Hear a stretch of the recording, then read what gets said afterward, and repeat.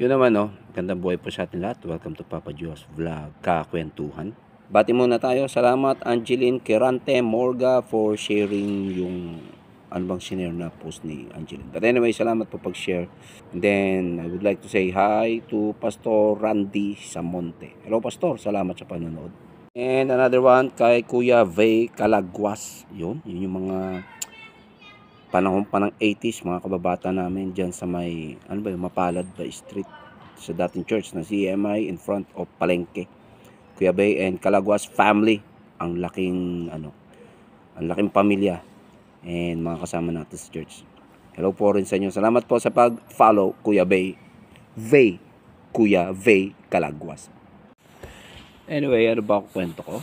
Ang ikukwento ko sa inyo ay yung advantage ng pagtatrabaho sa abroad. Nabanggit ko doon sa nakaraang post ko na nung nagtitinda ako ng fried chicken, street food vendor, umabot minsan ng 3 buwan, total of 3 months or 4 months sa isang taon, hindi kami napagtinda dahil sa bagyong dumaraan sa ating bayan, sa Pilipinas.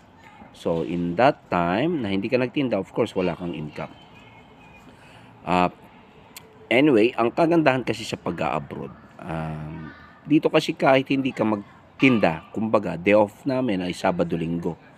Bayad pa rin yan kasi monthly ang sweldo mo. At the same time, in case na magkasakit ka, bayad pa rin yan kasi may sick leave ka naman at may annual leave. Pwede mong i-file. So, buo pa rin yung sweldo mo ng isang buwan. At the same time, ang pinakamaganda rito, napakarami kasing bakasyon dito sa China. Katulad ng October, nagbakasyon kami noon ng parang October 1 hanggang 6, 1 week. Walang trabaho yon. Bahay ka lang, pero bayad ang sweldo mo. And then this November na naman, November 10 to 14, 5 days, ay wala na naman kami ganong trabaho. Talagang parelax-relax lang. Dumikit pa yung 10 to 14 ng dalawang Sabado at Linggo. Tapos 10 to 14, Sabado-Linggo ulit. Total of 9 days na halos walang ginagawa. And ang nakapila na naman bakasyon this coming December, almost 10 days yun. Wala kayong trabaho, wala kayong pasok at bayad yun. Higit sa lahat, ang inaabangan na Chinese New Year, mahaba to, almost 2 weeks to. Talagang walang trabaho, pero bayad ang sweldo mo ng buong isang buwan.